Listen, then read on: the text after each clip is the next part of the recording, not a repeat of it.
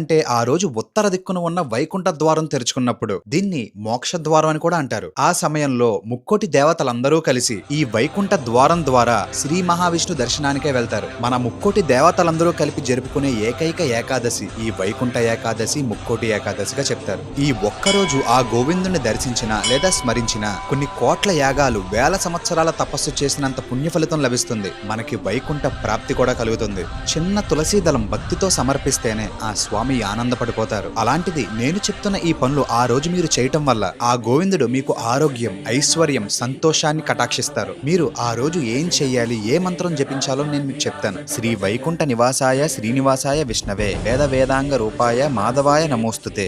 ఆ రోజు ఈ శ్లోకాన్ని 3 సార్లు జపించండి లేదా ఈ ఆడియోను సేవ్ చేసుకుని వినండి. తర్వాత మీ దగ్గరలో ఉన్న వెంకటేశ్వర స్వామివారి దేవస్థానానికి వెళ్లి అక్కడ స్వామివారికి తులసిమాల సమర్పించుకోండి. మీ మనసులో ఉన్న కోరికను మనస్ఫూర్తిగా కోరుకోండి.